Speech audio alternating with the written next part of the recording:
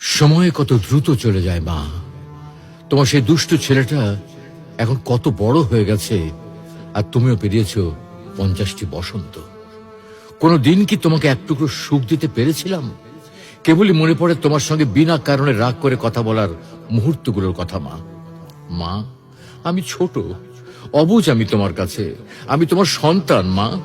তোমার কাছে ক্ষমা চাওয়ার মতো যোগ্যতাটুকু আমার নেই। সন্তানরা হলো ধারালো চাকুর মতো, না চাইলেও মায়েদের কষ্ট দেয়, আর মায়েরা তাদের ক্ষমা করে দেয়।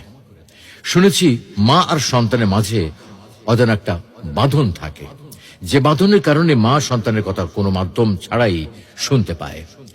তুমি কি আমার হৃদয় থেকে কথা বলাগুলো শুনতে পাচ্ছ মা? মা, তোমাকে খুব মনে পড়ে মা।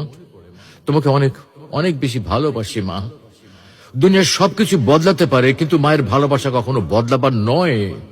মা মমতার মহল, পিপাসার জল, ভালোবাসার সিন্ধু, সর্বোত্তম বন্ধু, ব্যথার ঔষধ, কষ্টের সুখ।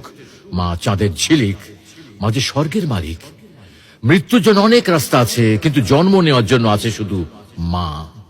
মা এমন একটা সম্পদ, যা হারিয়ে গেলে পৃথিবীর কোথাও আর খুঁজে পাওয়া যাবে না। ভালোবাসতে সবাই পারে, তবে মায়ের মতো কেউ ভালোবাসতে পারে না। আমার প্রথম স্পর্শ মা, প্রথম পাওয়া মা, প্রথম শব্দ মা, প্রথম দেখা মা। মা আমার জান্নাত, তুমি আমার জান্নাত মা।